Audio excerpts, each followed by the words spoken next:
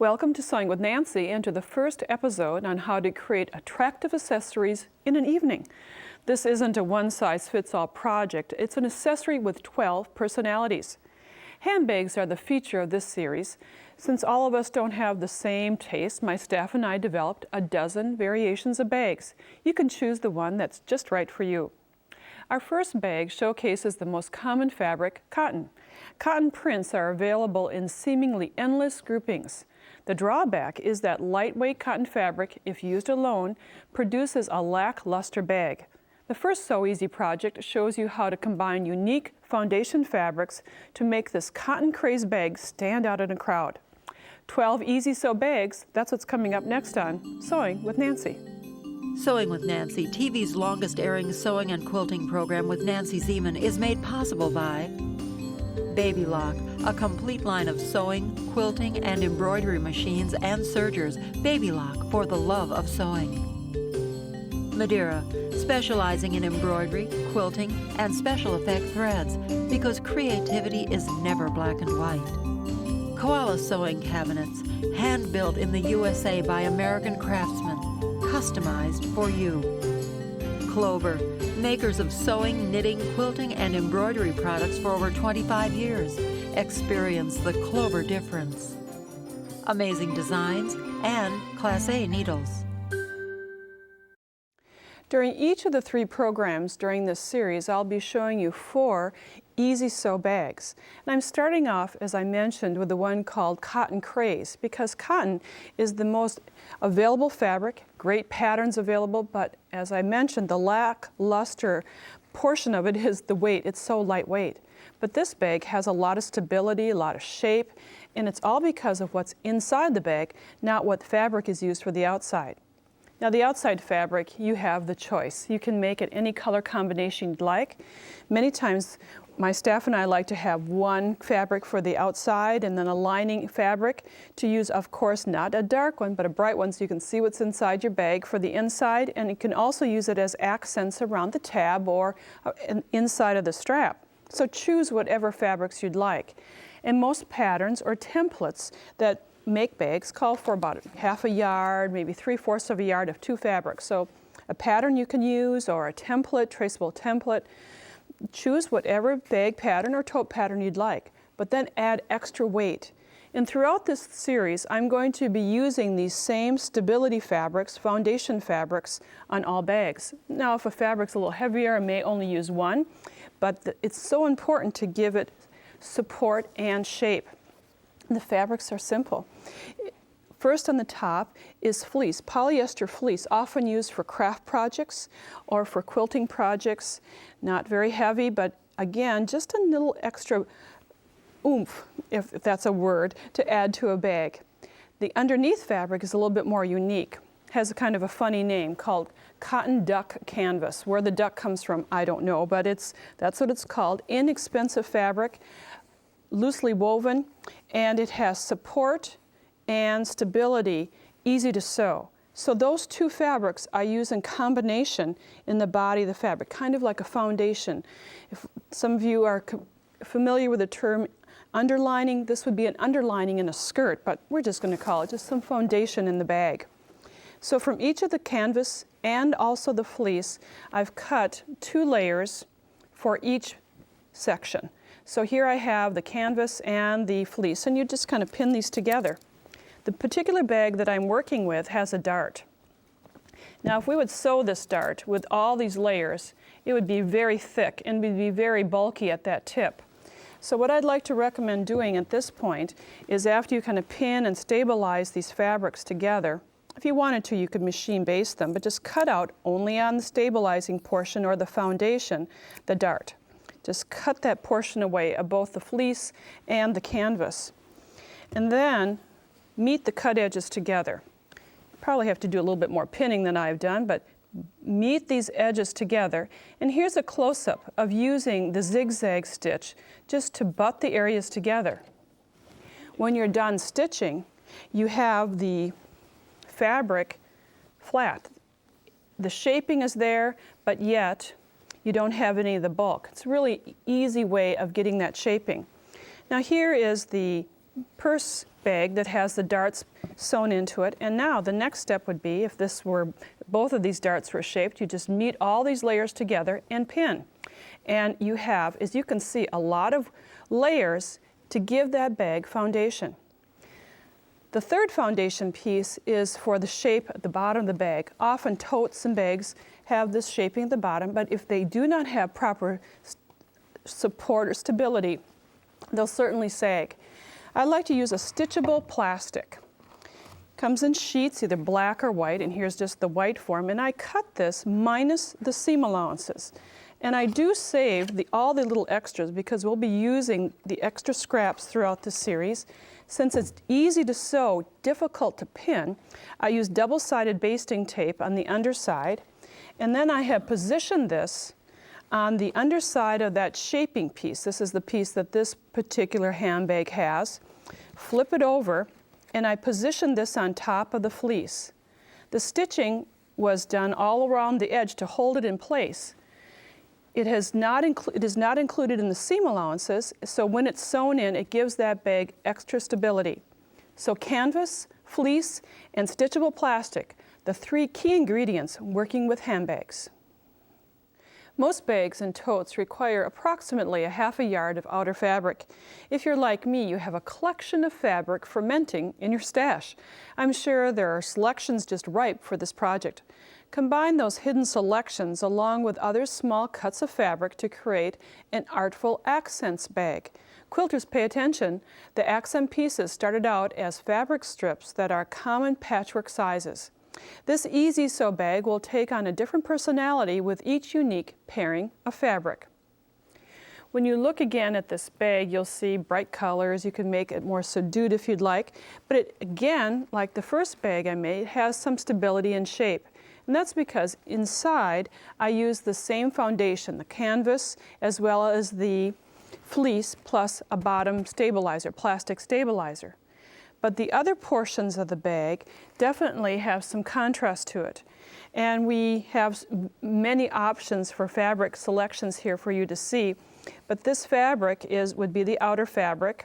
We've cut it out of a template that had a square lower base, and that's what's needed for this particular style. And then the accent pieces, as I mentioned, are the common quilting sizes. This is a 2.5-inch strip, common jelly roll size, common quilt strip, and you'll need 2.5 crosswise strips. The smaller accent piece is 1.5 inches, and you could make it 2 inches if you'd like. The choice is yours, just a small little piece. This section will be folded in half, meeting wrong sides, so that it has that little flange accent. Now to create this, I'm working with another fabric combination. As I said, you can pair lots of fabric combinations together. This one takes a little retro look. We have the fleece and the canvas stitched to the cutout section, and it's all one nice weight of fabric. To do the placement, you'll need a little bit of measurement, and measure from along the top edge as well as the lower edge 2 inches. I have my gauge set at 2 inches, and the same at the lower edge. I can just mark along the top, and you do some quick little marking for yourself, and perhaps you can't see it that clearly, but it's right in that area. The accent piece in this instance is going to be the turquoise color. It's folded in half, and here's my pressed piece, and I'm going to meet the top edge, the raw edge to the top, and I just would position this, and then meet the strip that has not been folded, the jelly roll size or the 2-inch, and stitch with a 1/4 of an inch seam. Here's a close-up of stitching that into place, sewing along the edge, using the presser foot as your guide. For the lower section, you don't need the accent strip, and just simply lay the piece along the edge and stitch again. Now on this section, I have the lower portion stitched, and then you would need to trim out for the gusset the extra little fabric that you see here. We have a third combination ready to sew, or ready to put together, and this is a little polka dot, and you can see that here the stitching has been completed. And now you would just press this upward, and you can quickly see how this is starting to shape. Now after all these accents have been added, you'll see at the bottom that depending upon the width of the gusset, you'll have larger or wider section created at the bottom, depending how the bag is created. The bottom bag here had a 2.5-inch strip, but because of the shaping, you have just a little accent piece. But again, you have a very colorful bag, perfect for a tote, a great quilter's sewing bag. It's easy to sew. Let's switch fabric, moving from lightweight and drapable cotton to a fabric with plenty of stability plus glamour. The shine and surface of faux leather, aka vinyl, is custom made for bags. You'll find colors and textures by the yard that can match any diva's persona. Choose a simple pattern style and adapt what might be new sewing techniques to create this next easy sew bag. When you look at vinyl by the yard, you may think, can I sew that? Well, you certainly can, because the technique just requires a simple pattern style, as we have chosen for this bag, square design styles and simple lines. But then the sewing techniques to create the edges will require just some specialty techniques. It doesn't ravel, so that makes it a bonus. So we can cut edges to the correct size, but some of the other things that are needed will be specialty setups at the machine. First of all, a roller foot. This is probably the best hint that you'll need, and when you look at the roller foot, and I'll raise the foot, you can see that this helps feed the fabric through the machine. You can use all-purpose thread, and then as far as a needle, choose a top stitching needle or perhaps a sharp needle. Size 90 is what the size I like to use. We're working with straight stitches. So you're going to lengthen your stitch just a little bit, like 3.0 or 3.50 for the stitch length. And when it comes to stabilizing or giving foundation to the fabric, choose just one of the two suggestions I gave you earlier today. I've chosen the canvas, and I've positioned it or pinned it with double-sided basting tape so that the canvas is positioned to the wrong side of the vinyl. Now, sewing the seams, because you'll be sewing on the canvas, makes it easier to feed through, so it's not going to be as difficult right now. And this pattern happens to call for 1/4 of an inch seam allowances. So again, as I mentioned, short little seams, and I have the stitch at about 3.5, and even though I have lots of layers, I have a sharp needle, a large-eyed needle, and a sharp needle, it can certainly sew this very easily. And I'll just reverse this a little bit and then cut my threads. And when I lift this up, you'll see that the seam sews easy, went through fine. But then when it comes to pressing, this is where you have to take a little different step.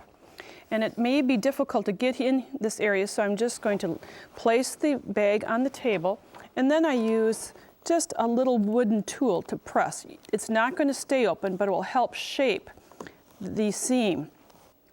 After somewhat pressing the other side seam, then you're going to be sewing the gusset at the bottom of the bag. And you'll use the same sewing and quilting techniques, basically sewing techniques, just flattening it out and sewing the lower edge. There'll be a lot of layers through here, but with the longer stitch length and a very sharp needle, large-eyed needle, it will sew beautifully. When you turn this right side out, these seams have not been pressed any more than just with the wooden iron, so it will stay its shape. Now, if you have areas of your bag that need the fabric to be flat, as when adding the lining a little bit later, just top stitch this area. Now, when stitching on top of the vinyl, this surface, because it's slick or shiny, it sometimes is not as slick. The presser foot doesn't smoothly glide over the fabric, one of the reasons for using the roller foot. But then another option will be to work with tissue paper. You can place the tissue paper underneath the presser foot or be underneath the fabric and sew over the tissue paper for ease, and that way the foot will not stick to the underside of the fabric or the top of the fabric. Place sometimes where I have used this on this bag was in creating the tab. The tab has a little different shaping. The underside has been trimmed minus the seam allowances, and then I placed the double-sided basting tape in this area and positioned it right on the tab, so that now I will sew by just folding this over. And as I sew, again, the longer stitch length is needed, and just top stitch. And you may want to use a stiletto or awl to hold this in place, shaping as you go along. This is not sticking, so I don't have to worry about the tissue paper, but some vinyls do have that tendency. After you've top stitched all the way around this, you'll find that you have a very flat, sharp corners and a bag perfect for any diva. My guess is that the piping on this bag is what caught your eye. The contrast of colors and the narrow accents give a touch of class to a very simple style bag. If you're wondering how easy it is to add piping, don't give it a second thought. My Easy Sew Bag series takes the simple approach. Adding the piping will be effortless.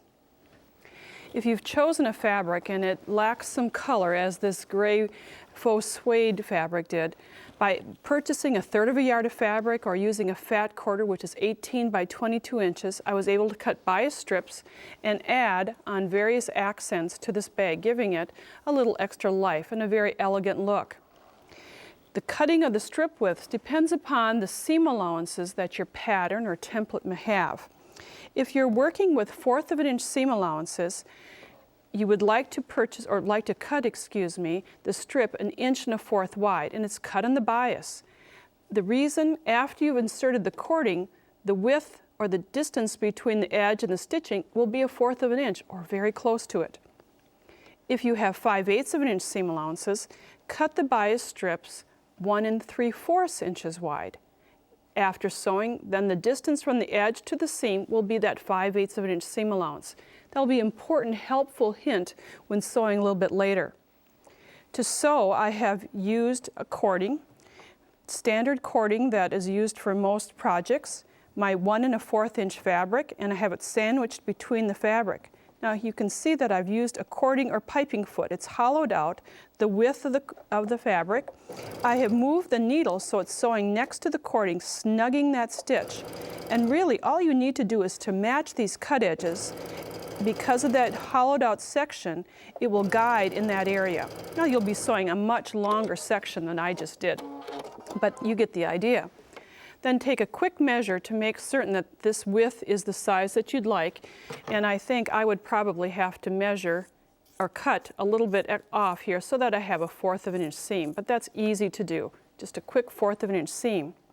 Now you can also fuse your piping. Cut 1 1/2, not 1 1/4, 1 1/2 inch strips, and at the ironing board I'll show you how. I have the fabric 1 1/2 inches, and then I have fusible piping. It has webbing wrapped around it. Now I'm cutting the strip just a little bit wider so that I don't get any webbing on the tip of my iron, and I guide the iron right along that edge. And presto, it fuses. And you don't have to do any sewing at this point, so it's nicely sandwiched in there. Now I would require to do a little trimming to trim that down to 1/4 of an inch. Now the reason I was so particular about allowing a seam allowance on the piping is that you can use the cording foot to stitch your seam. On this particular bag I used the fusible cording, fusible piping, and then inserted it into the seam of this crescent style bag. And it added a nice accent along with the embroidery. I kept the cording foot on my machine, the needle in the same position, and then I will meet all the raw edges together, the raw edges of the cording, the raw edges or piping, the raw edges of the bag, and sandwich it together. Now I have started to do this, and I'm just going to continue my seam. And I'll layer back the fabric to show you how this is done. Simply match the 1/4 of an inch seam allowance to the edge of the fabric and sandwich all layers together. And then just sew. And as you're sewing, again, just match the cut edges because the foot will guide right in this cording area. You don't have to worry about positioning that. It has a memory to it and it will just automatically stitch. Keep going around, and sometimes I pin, but often I just mold it as it goes around. And when I turn this right side out, here's the cording, neatly sandwiched in the bag to add a touch of class.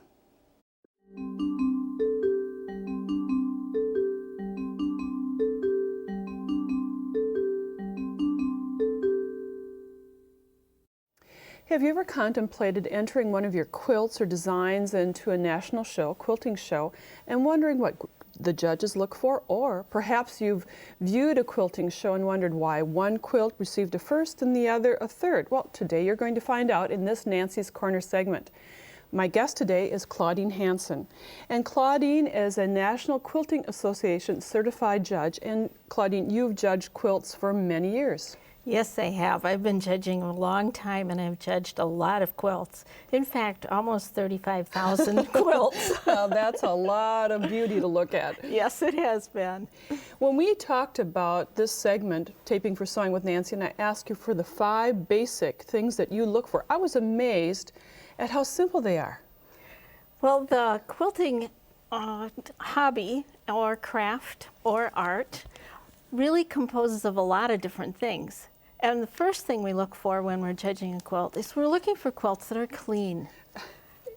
I would think that would be obvious, but obviously it isn't. It seems like it should be, but we do encounter a lot of quilts with cigarette odors or pet hair, and amazingly, some loose threads on some of them, like this pink and black one has a few. Yeah, you've kind of left a few little extra. We see that quite often on quilts. So we think that a quilt should be presented in its best possible outlook by having it very clean and having it ready for the judges to look at. And not just out of the cedar closet. Right. So you get it aired out and get it clean. Yes. The second option is composition. Yes, composition is quite important. Composition is what grabs you when you walk by a quilt. It makes you stop. Sometimes it makes you pull out your camera and take a look at it for a later enjoyment. But the composition needs to be balanced. One needs to have a sense of proportion and scale, large blocks, larger quilt, small blocks, smaller quilt, that type of thing. We also need frames or borders that seem to frame a quilt adequately. We like to see colors that are balanced and distributed pleasingly throughout the quilt. So there's a lot of things that go into the composition of a quilt. It could be traditional or non-traditional, but they do need to have many different aspects. Well, that was a beautiful quilt that you just showed us, and this quilt symbolizes the technical quality. The next thing we look at when we're looking at the quilt is we look close up to see the expertise of the quilt maker in putting the quilt together. And sometimes we have to balance the degree of difficulty. Some Certainly. quilts are very easy to put together. We expect them to be more perfect. And the ones that are more difficult to put together, small errors can certainly be forgiven in the overall look of the quilt. So there's some subjectiveness allowed here. Well, we try not to let any of that influence us, especially where color is concerned. I like this bright quilt. It has interesting composition. It was fun quilt to make. It illustrates the fact that a quilt also needs to be straight. When we talk about straight, we mean any line that is obviously intended to be straight should be. Things should be in alignment. Borders should be straight. That doesn't mean they always are. It is one of the more difficult things to achieve on a quilt, but it's something that all quilts need. If they are curved or scalloped around the edges, then the scallop should be even. Yes. We don't mean straight totally across the board, but most quilts have some lines in them that do need to be straight. So we now have our fourth area of expertise, and then we have these 2 small quilts, or these 2 small projects, to show one of your final criteria. Our final criteria is the finishing of a quilt. When we judge quilts, we often judge them in the order they're made. And this one shows a knife edge finish around the outside. It shows a quilting design, and the quilting design is very important, as well as the execution of that. This one has a diamond-shaped design that seems to make sense with the diamond motifs that are in the quilt. Yes, it all works together. Right. And then this final small wall hanging shows the same design but different fabric combinations. Different fabrics and also different quilting design to enhance that, and it has a different edge finish. The binding is the most common edge finish that we see on quilts, and we do want the binding to look nice on the front and on the back. Right. And we want those corners to be a true 90 degrees and stitched as carefully as the rest of the quilt. The final touch, the most, something not to ignore, correct? Absolutely.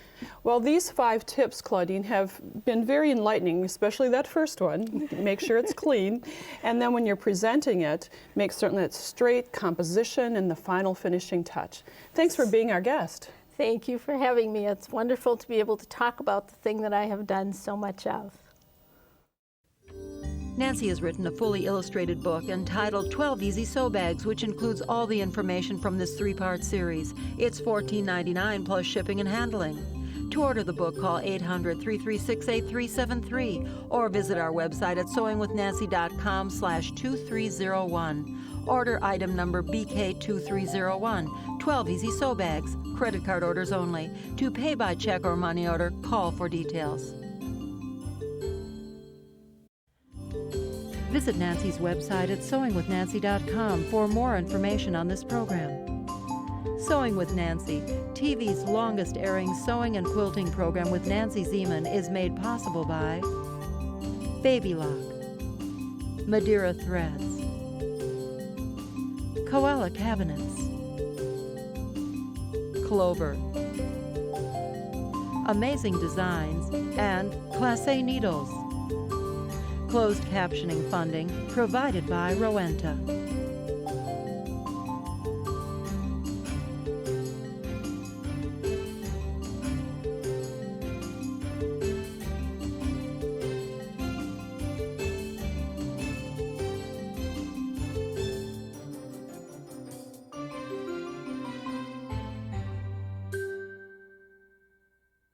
Sewing with Nancy is a co-production of Nancy Zieman Productions and Wisconsin Public Television.